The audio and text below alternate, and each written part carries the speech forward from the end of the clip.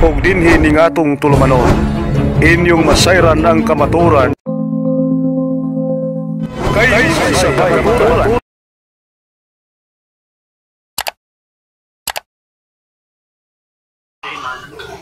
That asketh you a reason of hope. Yon. That is in you. Basahin natin sa Tagalog, kapatid, ang nakalagay dyan, inyong sambahin si Kristo na inyong buong puso. Ngayon, ang sinasabi dyan sa dating Biblia, inyong sambahin si Kristo. Tanong, kapatid, yan ba ay pautos o hindi pautos? Inyong sambahin. Bakit parang ibang pagka-English? Oh, mali ang salin niyan, bro.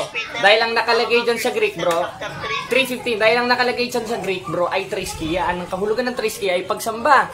Ngayon nga, sabi nyo kasi, hindi na kailangan ng reliyon para maligtas. Dahil ang pangunahing doktrina ninyo, ang ikaliligtas, yung salita ng Diyos na nasa Biblia. Ngayon, kung ang ikaliligtas ang salita ng Diyos na nasa Biblia, isa doon ay nasa 3:15 of 1 Peter. Ngayon, kung hindi mo makita, kapatid, basahin natin sa 4:24 ng 1. Nakalagay, ang Diyos ay Espiritu, kaya dapat sambahin sa Espiritu at katotohanan. O, dyan tayo. Ngayon, kung hindi mo makita sa 3:15 ng unang Pedro, ayaw tanggapin ng cellular mo, bro. Dyan tayo sa 4:24 ng 1. Ang nakalagay, Diba kasi hinahanap ko kasi yung salitang worship. Hindi ko nakikita eh. o kung hindi mo makita dyan sa salin mo, kapatid, basahin mo sa Tagalog. Kung hindi mo mabasa dyan sa salin mo, sa King James Version, basahin mo sa Tagalog, malinaw na malinaw, nakalagay, inyong sambahin si Kristo na Panginoon na inyong buong puso. At ang ibig sabihin ng pagsamba sa Greek ay triskia. At ang ibig sabihin ng triskia ay pagsamba. Kaya nga tinatanong ko sa iyo, kapatid, yung nasa 3:15 ba ng unang Pedro, yung pagkakasabi ni Apostolo Pedro na inyong sambahin, pautos ba yun o hindi pautos?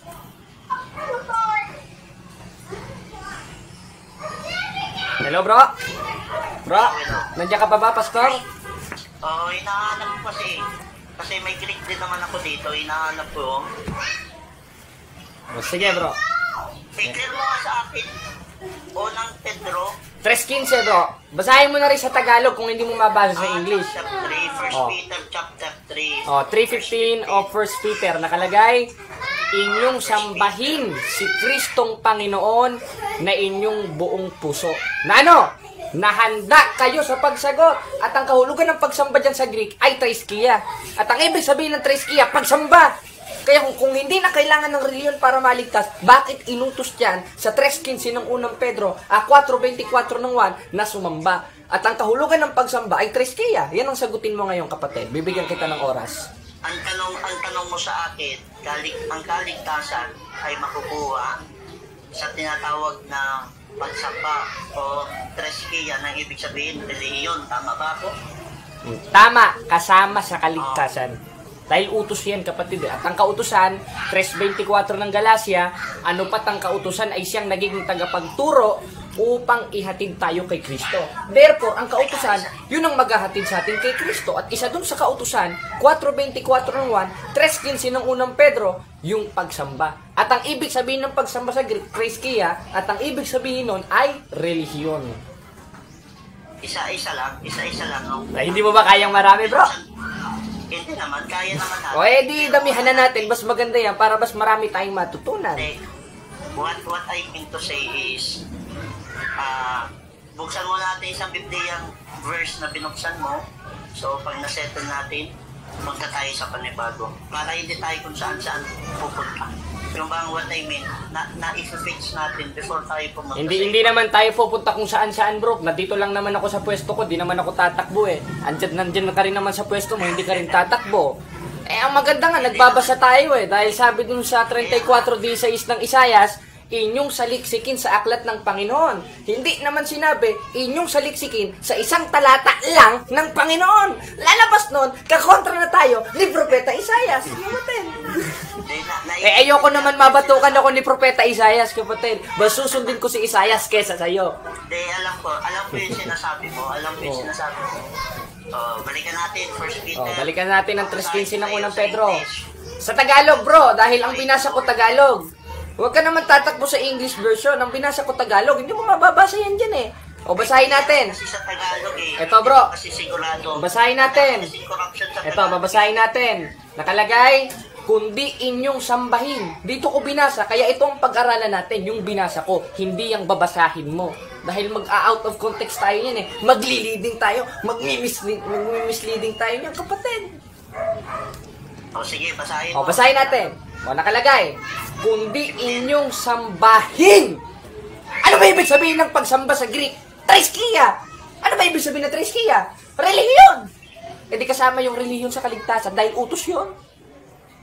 At ang kautusan sa 3.24 ng Galacia, yun ang maghahatid sa atin upang ihatid tayo kay Kristo. At yan ang hindi naintindihan ng mga born again at mga kapastor-pastura ng born again. Nagtataka lang ako ano bang gamit mong salin? Kasi hindi ko makita dito eh. Bihira ka naman kapatid, oh. Napakadami ditong salin, may magandang balita Biblia. Oh, ang ginagamit ko yung ang dating Biblia dahil dito ako nasanay. Oh, meron din tayo ito. Kasi nakalagay dito, makinig ka. Ito bro, ito. Inyong ariing banal si Kristo na Panginoon sa inyong mga puso. At lagi kayong handa ng pagsagot sa bawat tao na humihingi sa inyo ng katwiran tungkol sa pag-asang nasa inyo, ngunit sa kaamuan at takot. Ito nakalagay dito. Salin mo yan kapatid. Etong salin ko ang basahin mo saan dating Biblia. Mag-search ka sa Google kung may Google ka bro. Wala namang mawawala sa'yo. Dahil ang sabi ni Apostolo Pablo sa unang Tesalonica 5:21 at 22, subukin ninyo ang lahat ng bagay. Di subukin mo itong binabasa ko, wala namang mawawala sa'yo. Anong nakalagay? Kundi inyong sambahin si Kristo na Panginoon. Sagit lang bro ha. At okay na bro, okay na. Yan. Okay. Pinagalitan ko lang yung mga bata sa labas sa pang-ilingay. Ayan, sige. Balik tayo dito sa dating Biblia. Nakalagay bro, inyong sambahin si Kristong Panginoon na inyong buong puso na handa kayo sa pagsagot. Yan ang anuhin natin bro. Iba talaga yung salin eh. Kasi nakalagay dito, kundi inyong ariing banal na si Kristo na Panginoon sa inyong mga puso, na lagi kayong handa ng pagsagot sa bawat tao na humihingi sa inyo ng katwiran tungkol sa pagsaganang nasa inyo, ngunit sa kaabuan. Eh, di mo naman binabasa yung salin ko, kapatid. Itong salin ko yung basahin mo at mababasa mo. Pero kung ano-anong salin ng binabasa mo, kapatid, hindi mo talaga mababasa. Ito, ilalagay ko ha. O, nakalagay dito sa 3.15 ng unang Pedro, ang nakalagay, kundi inyong sambahin si Kristong Panginoon na inyong buong puso. Letra por letra, klaro. Eh kung hindi mo mabasa, kapatid, nagmamang-maangan ka lang yan. Hindi. Babasahin mo. Ito nga, ito. Inyong sambahin. Nakalagay dito, inyong sambahin. Kaya ang itatanong ko nga sa'yo, ano sa Greek ang kahulugan ng pagsamba? Triskia. Ngayon, ano ang nakapaloob na definition sa salitang triskia? Hindi ba't may kasamang relihiyon doon? Hindi kailangan ng relihiyon para maligtas at kasama ang relihiyon sa kaligtasan. Dahil yun ay utos eh. Yun ay pagsamba eh. Kapatid eh. Letra per letra na dito eh.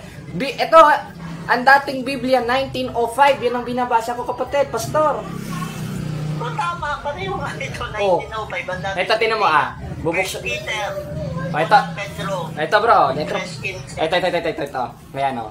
Ipapakita ko sa iyo bro Klarong-klaro ito. Ayan. Sige. Ayan.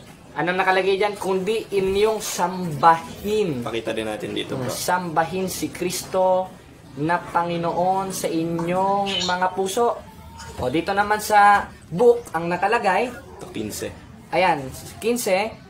Kundi inyong nakalagay sambahin si Kristong Panginoon na inyong buong puso. Letra por letra kapatid. Kaya ka, tingnan mo ito, ginamit ko internet, sabi mo gamit ako ito. Ang dating Biblia. O nakalagay, inyong sambahin. Ito bro Kundi inyong ariing banal. O ito bro, ito. Ito yung binabasa ko, ayan. O tinan mo ito, letra por letra bro Nakalagay dyan, kundi inyong sambahin. Klaro. O yan sambahin si Kristo na Panginoon. Ano binabasa ko? ADB ang dating Biblia, bro. Baka kung saan-saan ka ng dating Biblia, baka dating Biblia ni Charles Darwin yan. Patay tayo niyan. Yan na talaga yun. Ang dating Biblia 1505. 1505 pala yan, bro. 1905 yung sa akin eh. Ay, 1905, sorry. Ah. 1905. O yan, ang nakalagay rin sa akin, 1905. At ang nakalagay dito, inyong sambahin si Kristong Panginoon. Ngayon, kung dili natin mabasa sa same na talata, doon tayo sa 4:24 ng 1. Oh, Chapter 4. kasi hindi tayo magkakaunawaan dyan eh. Kasi dating Biblia ang gamit mo. Dating Biblia rin ang gamit ko. Eh, klarong-klaro na dito sa booklet na hawak ko, ang nakalagay, inyong sambahin si Kristong Panginoon na inyong buong puso. Klaro rin dito sa online na gamit ko na nasa cellphone, inyong sambahin si Kristo na nasa inyong puso. At ang kahulugan ng pagsamba ay triskiya. At ang triskiya ay relihiyon. Therefore, may ambag ang relihiyon sa kaligtasan dahil yun ay pagsamba at pag-agsamba ay kautusan. At ang kautusan, 3:24 ng Galacia, ang maghahatid sa atin kay Kristo. Hindi kailangan ng relihiyon. Tanong, saan ba nakasulat yon? Sa dyaryo? Hindi sa dyaryo. Nakasulat yon sa salita ng Diyos. Gaya ng sinabi mo. Dahil lang ikaliligtas, sabi mo, yung kautusan ng Diyos na nasa salita ng Diyos. At isa dun sa kautusan ay ang pagsamba o relihiyon. Hindi kailangan ng relihiyon para maligtas ka. Yan ang tutulan mo, Pastor. Ang tanong ko lang, bakit ang nakalagay dito, kahit sa internet pag sinerge ka, ito, application ko ito. 1 Peter chapter 3 verse 15. Pag tinignan mo naman dito, ang nakalagay din, kundi inyong ariing banal si Kristo. Ito bro, ito yung sali na gamit ko dyan. Sambahin eh. Ito, ilalagay ko sa screen kapatid ha. Basahin natin sabay-sabay, nasa screen. Ito, kundi inyong sambahin. Ito bro, anong basa dito bro? Papabasa ko na lang sa'yo. Kasi sabi mo mali ito, nalaglag. Ito. Oh, anong basa dito bro? Sa 3, ba't nasa 2 ito? 3:15. Unang Pedro 3:15. Ito ha. Papabasa ko na lang sa'yo, Pastor. Kasi sabi mo mali eh. Sige. O sige, anong basa dito bro? Basahin mo. Yan, kundi iyong sambahin. Ayun! Salamat! Nabasa. Kundi inyong sambahin. O, next naman tayo.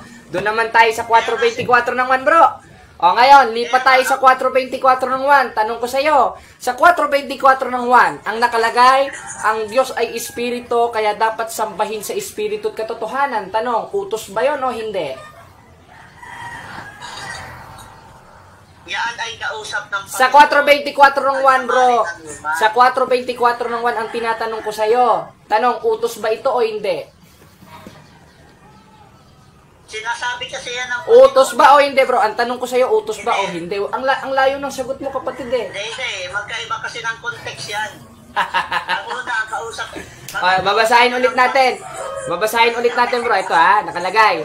Kung sa 4:24 ng 1 nakalagay, ang Diyos ay Espiritu, kaya dapat sambahin sa Espiritu at katotohanan. Tanong, utos ba ang sumamba sa Diyos na Espiritu o hindi utos? Ay, kailangan niya. Ayun! Salamat! E di utos! Oo.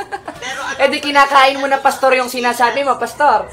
E di kinakain mo na yung sinasabi mo. Sabi mo kasi kanina, hindi utos ito. Ngayon, tinanong ko sa'yo, ang pagsamba ba sa Diyos na Espiritu ay utos? Inamin mo naman na utos. E di utos ang 4:24 ng 1, Pastor.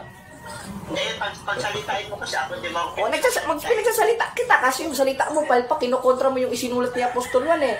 Huwag mo nawang gawin chismoso si Apostol Juan, Pastor. Bakit? 1:3 ng unang 1, dahil lahat ng aming nakita at narinig ay siya naming ibinabalita sa inyo. At isa dun sa ibinabalita ni Apostol Juan, ang Diyos ay Espiritu, kaya dapat sambahin sa Espiritu at katotohanan. Sabi mo kanina, utos na sumamba sa Diyos at sumasamba ka sa Diyos. Sa Espiritu at katotohanan, ay di utos ito, ay di kinukontra mo na yung sarili mo, Pastor. Hindi. Paano ka naman makakausap? Salita ka ng salita. Magsalita ka. Nagkukots kasi ako ng talata eh. Alangan naman din natin pasingitin yung talata, Pastor. Teka na, pagsalitain mo ako, salita ka ng salita eh. O, salita. Sabi ko sa'yo, makinig ka ha. O, salita, Pastor. Ito yung way ng pakikipag-usap. Ang binasa ko, 4:24 ng 1. Basahin mo yung 4:24 ng 1. Tapos na tayo sa 3:15 ng unang Pedro. Inamin mo na nabasa sa 3:15 ng unang Pedro na ang nakalagay doon, inyong sambahin si Kristong Panginoon. Ngayon, ang tema natin, Pastor, ukol naman doon sa isang talat ang binitawan ko sa 4:24 ng 1. Tanong ko sa'yo, anong nakalagay sa 4.24 ng 1? May nakalagay ba dyan? Hoy, pastor, hindi ikaw ang kausap dyan. Hoy, Jared, hindi ikaw ang kausap dyan. O meron ba? Wala. Pasalitain mo kasi ako, di mo pinapasalitain. Sagot, pastor, pastor. Teka, Sagot. 4.24 ng 1, pastor. 4.24 ng 1. pareho tayong may time magsalita. Kasi 4.24 ng 1, pastor. Bro, wala na tayo sa unang Pedro 3:15. nakapagsalita ka na napakarami, yung kausap mo, hindi mo pinapasalita pa, paano ako makakapagpaliwanag? Salita ka ng salita. O, sige. You know? 4.24 ng 1. 4.24 ng 1. Tapos na tayo sa 3.15 ng unang Pedro. Dahil inamin mo na sa 3.15 ng unang Pedro, eto pastor, ikla-clarify ko ha, inamin mo na mismo sa 3.15 ng unang Pedro, binasa mo, klarong-klaro, ang nakalagay, inyong sambahin si Kristong Panginoon na inyong buong puso. Ngayon, yung isang talata na binasa ko sa 4.24 ng 1, yan ang pag-usapan natin. Sabi mo kasi, hindi ipinahayag sa atin. Tanong, meron bang nakalagay dyan? Ano bang pangalan mo? O Pastor Tanirla. Tanirla ba pangalan mo? O Pastor, tanong ko sa'yo, sa 4.24 ng 1, meron bang nakalagay dyan? Hoy, Jared, kayo mga Katoliko, hindi kayo ang kausap dyan. Meron ba wala? Sagot. Wala, kaya pala lahat na nakakausap mo, Sagot. nakakasalita eh. Sagot, kapatid. Sagot. Hindi pagsalitain mo. Sumagot ka nga. Ano naman? Ang tema nga natin, ito kapatid, puputulin lang kita, ano? Ang tema natin, 4.24 ng 1. Ba't ka naman tatalon sa 3.15 ng unang Pedro? Samantala, tinapos na natin yung 3.15 ng unang Pedro. Sumagot ka naman, pastor. Meron bang mababasa sa 4.24 ng 1? O kayo mga Katoliko, hindi kayo kausap dyan. Ang kausap dyan, kami-kami lang. Mga chismoso kayo. Meron ba? Wala. Meron o wala, pastor? Internet, nilagay ko na dito. Meron o wala, pastor? Yan, tanong ko sa iyo. Meron o wala, pastor? Mamaya ka magtanong sa akin. May oras kang magtanong sa akin. Ako muna ang nagtatanong sa'yo. Sagit lang. Sumasabay ka, sumasabay. I-ano muna kita. Sumasabay ka. Ito kasi ano, sabi mo kasi kanina, pastor, walang mababasa sa 3.15 ng unang Pedro, inyong sambahin si Kristong Panginoon na inyong buong puso.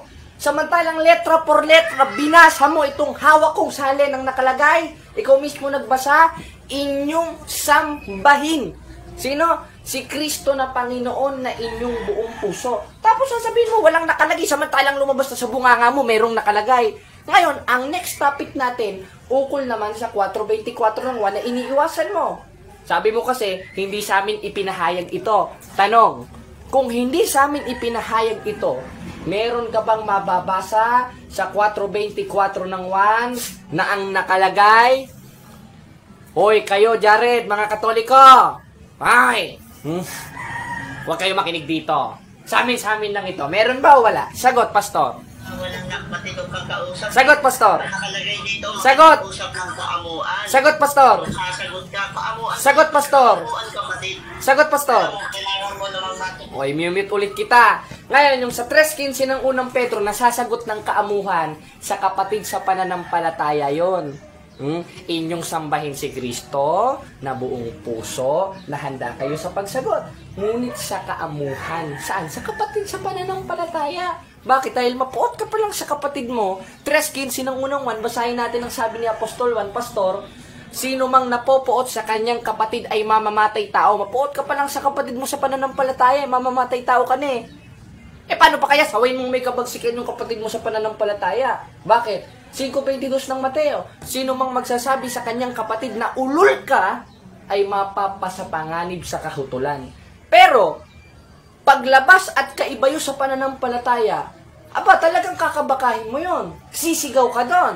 Basahin natin ang 58.1 ng Isaiah. Ang sabi, humiyaw ka ng malakas, huwag kang magpigil. Ilabas mo yung tinig na parang pakakak. Utos niyong sumigaw Sa papaanong paraan? 1.13 ng Tito ang sabi, sawayin mong may kabagsikan sila. At yan ang ginagawa ko sa iyo. Yung nakasulat naman sa 3:15 ng unang Pedro na may kaamuhan, ukol yun sa kapatid sa pananampalataya. Dahil bawal ka namang mapuot sa kapatid mo sa pananampalataya eh. Dahil sabi sa 3:15 ng unang Pedro, ang mapuot sa kapatid, mamamatay tao. At ang pagpatay, 8:44 ng 1, sa demonyo, dili sa Diyos. Eh nitukod kami ng Diyos, eh didili kami sa demonyo. Kayo lang yung mga born again, lalo ka ng pastor ka. Ano mo, pastor? Sagutin mo yun. Sige, pastor, sagot. Ulitin nga natin yung tanong mo. Sagot, pastor. Hello, pastor? Nandiyan ka pa ba? Pastor?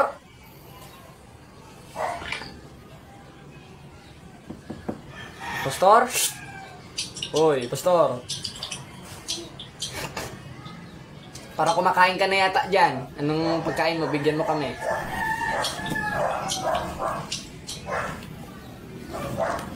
Hello, bro.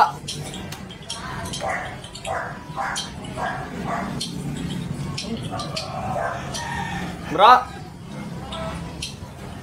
Hindi na yata nakasagot si pastor. O ngayon ay kung hindi siya makakasagot, bibilangan natin siya. Ngayon, pag hindi naman siya nakasagot, pag natapos na itong bilang natin, eh, ikakat na natin ito. Dahil tungkulin natin yun eh. Hindi niya natutulan yung mga ipinahayag nating talata eh. Hindi siya makasagot sa 4:24 naman eh. Samantalang napakadali lang naman ang tanong ko sa kanya. Kasi ang tanong ko sa kanya, ang sabi niya kasi, kapatid na JB, yung 4:24 ng 1, hindi daw sa ating sinabi. Ikinotes ko yung 1:3 ng unang 1. Yung aming nakita at narinig siya, naming ibinabalita sa inyo. At isa dun sa ibinabalita ni Apostol Juan, yung nasa 4:24 ng 1. Tanong, hindi daw sa ating pinahayag yan. Kung hindi sa ating ipinahayag yan, bakit isinulat yan? At sino ang kausap yan? At tinanong ko naman siya. Sabi niya rin kasi, hindi daw utos yan. Ang tanong ko sa kanya, utos bang sumamba sa Diyos o sumasamba ka ba sa Diyos? Yes or no? Sumasamba. Eh, sinusunod mo yung utos na yan. Kinokontra mo yung sarili mo. Oh, yan ang hirap sa'yo, pastor. Maganda. Oh, pinatay na ni pastor, mga kapatid. Ayan. Pinatay na ni pastor. Yan ang tanda na itong mga Bible Baptist na ito, yung mga walang bayag. Lalo ka na R.A. Puentes. Naghahamon-hamon ka sa akin ng diskusyon. Yan, si Jared, ayaw sa akin lumaban ng diskusyon. Hoy, nakalaban na kita ng diskusyon, R.A. Puentes. Nakalaban na kita ng diskusyon. Alam mo yan, sa TikTok, hinamon kita ng showdown. Ang hamon ko sa'yo, totoo ba ang aral ng Baptist na once saved, always saved? Yes or no? Yes. Sabi niya yes. Ngayong yes, kung mabasa ko sa Biblia na naiwawala ang kaligtasan, tatanggapin mo, talo ka na. Parang bagong gising ka pa nga lang yata yun eh. Alam mo yan, hindi ako nagsisinungaling. Dahil ang pagsisinungaling, 8:44 ng 1 sa demonyo. Kasi yung, may record ako nun kasi dun sa old TikTok account ko. Yung old TikTok account ko reported na nitong Pepsi Paloma na alagad ni Soriano na umalis rin kay Soriano na ngayon bumalik sa iglesia ni Manalo. Ngayon, pag-aralan natin itong sinasabi ng pastor na ito. Dahil hindi siya makausap ng maayos eh. Sasabihin niya, hindi daw ako makausap ng maayos. Ikaw ang hindi makausap ng maayos. Bakit? Dahil nagtatanong ako sa iyo, hindi mo masagot eh. Nagsasalita ka ng mislead sa katotohanan eh. Napakasimple lang ng tanong ko. Sabi mo kasi, hindi utos ang 4:24 ng 1. Ngayong hindi utos ang 4:24 ng 1, sumasamba ka ba sa Diyos sa Espiritu at katotohanan? Yes. May sumasamba ka sa Diyos, Espiritu katotohanan. Sa paanong paraan? Sa pamamagitan ng utos. Eh di utos yun. At ang pangalawang katanong ko sa kanya, kapatid na JB, meron ka bang nabasa sa 4:24 ng 1 na sinabi ni Apostol Juan, hoy Jared, hoy kayo mga Katoliko, hindi kayo makausap ko. Meron ba? Wala. Ginagawa mo chismoso si Apostol Juan, pastor. Hindi naman chismoso si Apostol Juan. Dahil sabi sa 1:3 ng unang 1, yung aming nakita at narinig ay siya naming ibinabalita sa inyo. Hindi siya chismoso. Yung nakita at narinig niya, yun ang ibinabalita niya. Yun ang isinusulat niya. At isa dun sa isinulat niya, sa 4:24 ng 1, ang Diyos ay Espiritu, kaya dapat sambahin sa Espiritu katotohanan. Klaro. Ngayon, doon naman tayo sa 3:15 ng unang Pedro. Ang sabi niya, wala daw mababasa doon na pagsamba. Meron nga eh. Siya na mismo umamin eh. Kasi ang sabi niya, hindi na daw kailangan ng relihiyon para maligtas. Ngayon, ang kahulugan ng relihiyon ay pagsamba. At ang ibig sabihin ng pagsamba ay treskia. At ang nakapaloob sa salitang treskia sa Greek ay relihiyon. At ang isa pa doon, pagsamba. Ngayon, utos bang sumamba? Ikinotes ko yung 3:15 ng unang Pedro. Ang nakalagay, basahin natin sa screen mga kapatid. Inyong sambahin si Kristong Panginoon sa inyong puso. Ito, klarong-klaro, nasa screen natin. Inyong sambahin si Kristong Panginoon. Anong nakalagay? Hindi ba sambahin o sambahin? Sambahin. Klarong-klaro, kapatid na JB. Anong masasabi mo? Wala bro, hindi makasagot. O si kapatid na JB na ang saksi dito sa pastor na ito. Kung hindi kailangan ng relihiyon, bakit inamin mo mismo dito sa 3:15 ng unang Pedro na utos ito? At siya na rin mismo ang nagbasa, sabi niya kasi wala daw mabasa, niloloko niya sarili niya, ang nakalagay, inyong sambahin si Kristong Panginoon ng inyong buong puso. Ngayong utos yon, saan tayo ihatid ng kautusan? Sabi sa 3:24 ng Galacia, ano pat ang kautusan ay siyang nagiging tagapagturo upang ihatid tayo kay Kristo. Ang kautusan maghahatid sa atin kay Kristo eh. Ano ba si Kristo? 2:13 nandito. Nahintayin niya ang mapalad na pag-asa at pagpapakita ng kaluwalhatian ng ating dakilang Diyos at tagapagligtas na si Jesucristo. At yung kautusan ni Kristo, yun ang maghahatid sa atin kay Kristo. At si Kristo, siya yung Diyos na tagapagligtas.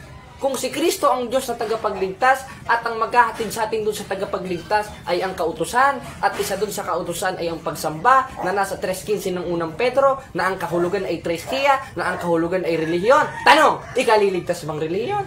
Ikaliligtas. O kasama sa gawain ng pagkaligtas. At yun yung lulubusin natin ang ginagawa namin na hindi ginagawa ng mga born again.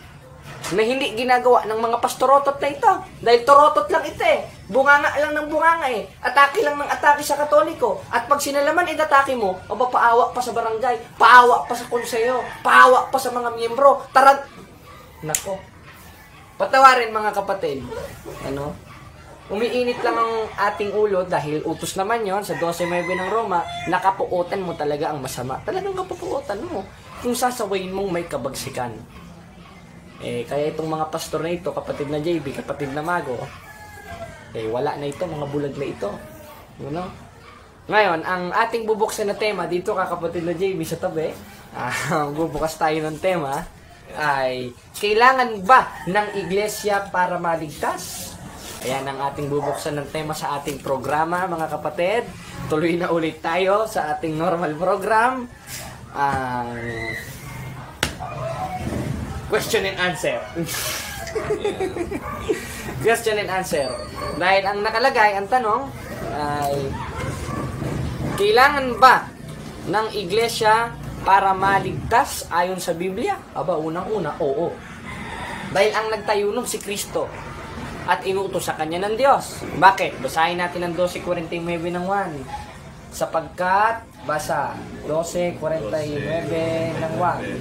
Malagay, sapagkat ako'y hindi nagsasalita na mula sa aking sarili, kundi ang Ama na sa akin ay nagsugo, ay siyang nagbigay sa akin ng utos kung ano ang dapat kong sabihin at kung ano ang dapat kong salitain. Ayun, ang Ama pala nag-uutos sa ating Panginoon Kristo kung anong sasabihin niya at kung anong sasalitain niya.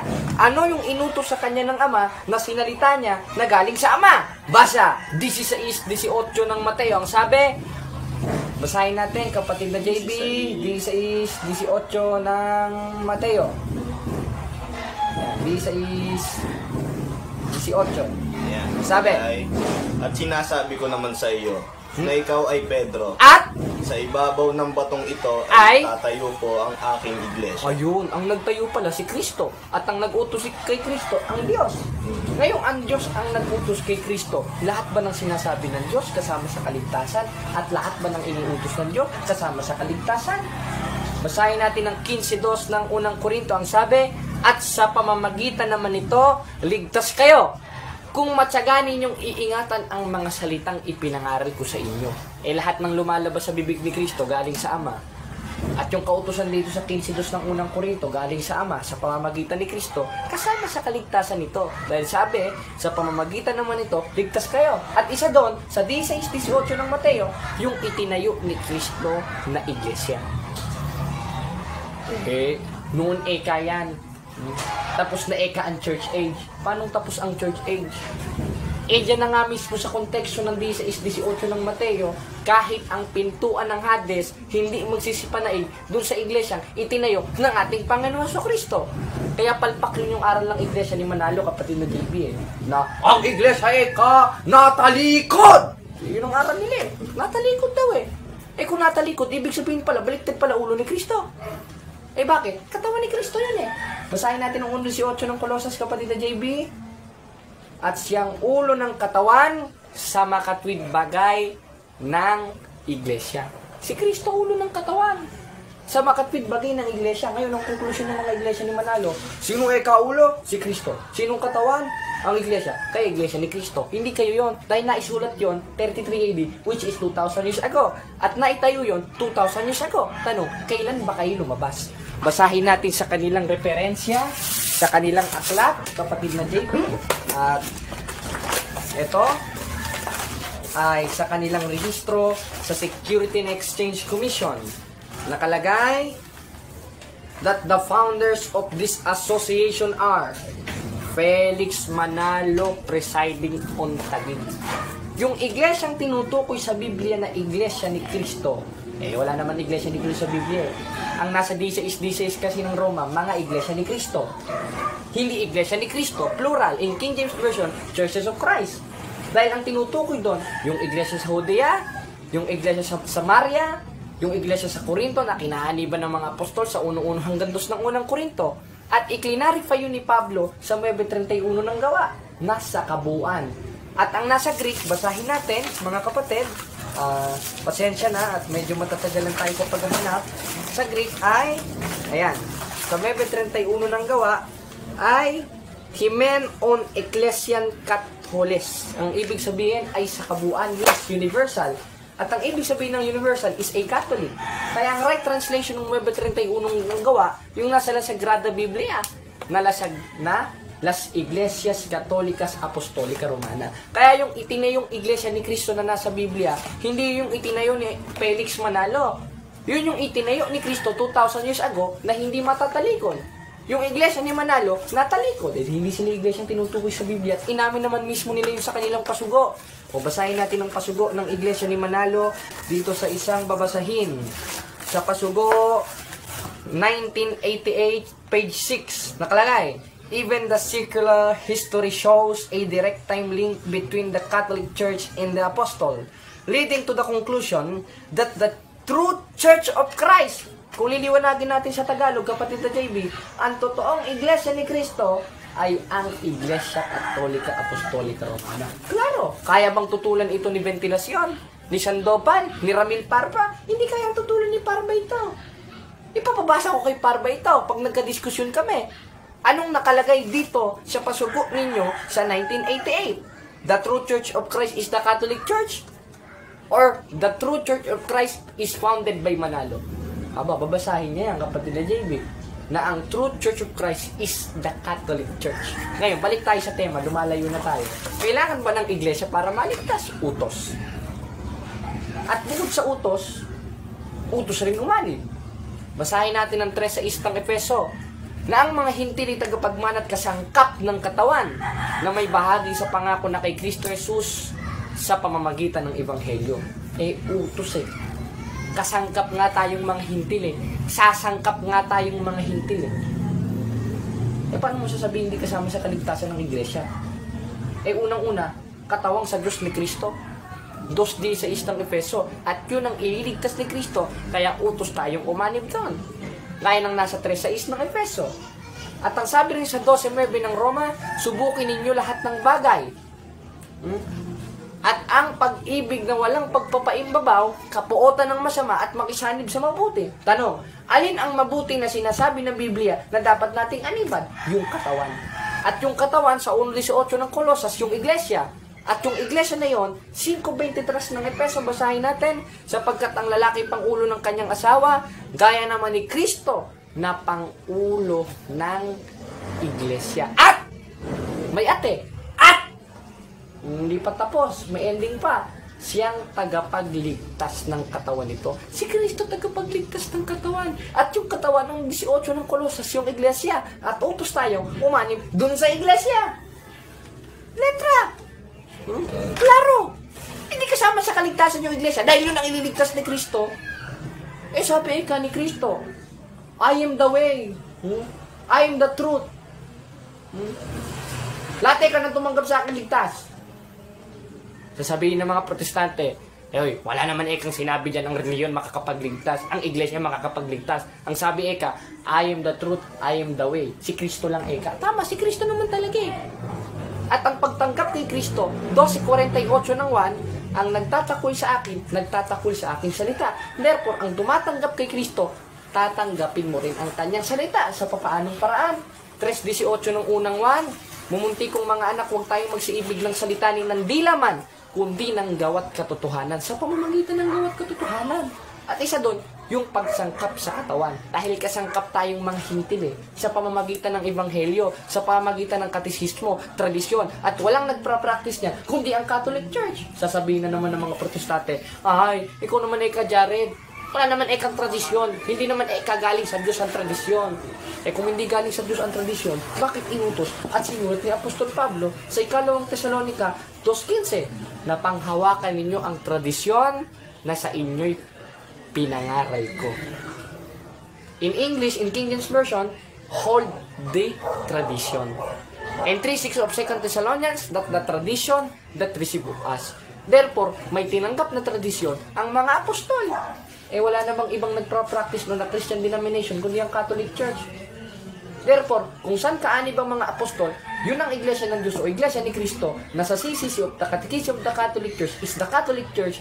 Ganun rin ang ginagawa ng Iglesia Katolika, Apostolika, dahil aral apostoliko tayo At isa doon sa aral apostoliko na ipinangangaral nila Apostol Pablo, yung tradisyon. Kaya tayo meron mga piyesta, kaya meron tayong rosaryo, kaya meron tayong mga aktibidad, dahil hindi naman tayo Bible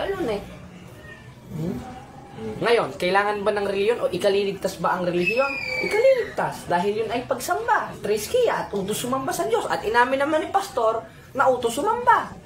Dinadulas, ginibra niya na mismo yung stand niya na hindi kailangan ng reliyon para maligtas. At yung relihiyon na yon o yung iglesia na yon, yun ang itinayo ng ating Panginoong Jesucristo. At mababasa natin sa History 8:8 ng Hobre Dobico Pisorensi ang relihiyon o ang iglesyang itinayo ni Kristong nakarating sa Pilipinas. The Philippines, a Unique Nation by Sonia M. Saide. In page 1-3 nakalagay, the greatest legacy of the Spain to the Filipino people is Christianity, especially the Roman Catholic religion. Strangely, this religion was Asian in origin, being founded by Jesus Christ in Palestine. Si Kristo pa lang nagtayo sa atin. Therefore, yung ipinangaral ng mga apostol, 1:7 ng Roma na nakarating sa Roma, nakarating sa Espanya, nakarating sa Pilipinas, ayon sa referensya at Biblia, si Kristo ang founder. At utos tayong umanin doon, at yun ang ililigtas ni Kristo sa 5:23 ng 1. Sabi, sapagkat ang lalaki pangulo ng kanyang asawa, gaya naman ni Kristo na pangulo ng iglesia, siya rin tagapagligtas ng katawan nito. At ang Google na rin mismo nagsasabi, ay utos naman yung unang Thessalonica 5:21, ayan, Google. Huwag nyo naman sabihin mga pastorotot, hindi kayo nag-google. Ang nakalagay, lagay na lang natin sa screen, nakalagay, the founders of Catholic Church is widely considered to be Jesus Christ. Si Kristo, kapatid. Hindi naman si Manalo. Dahil ang itinayo ni Manalo sa Security and Exchange Commission ay yung Iglesia ni Cristo ni Manalo that founded in 1914. At hindi matatalikod yon, 3:11 ng Efeso, dahil nasa panukalang walang hanggan at yun ang katawang sa Diyos ni Cristo. At si Cristo na mismo nagsasabi sa 16:18 ng Mateo na kahit pintuan ng Hades hindi magsisipanaig laban sa Kanya. Bakit? Nasa atin kasi si Cristo yung 28:20 ng Mateo. Basahin mo kapatid na JB, ang 28:20 ng Mateo. Anong nakalagay? Na ituro ninyo sa kanila na ganapin ang lahat ng mga bagay na inuutos ko sa inyo. At narito ako'y palagi sumasa inyo hanggang sa katapusan ng panahon. Kung sumasa atin si Kristo, bakit? Dahil tayo ang tatag ni Kristo. At yan ang hindi matututulan ng mga Protestant.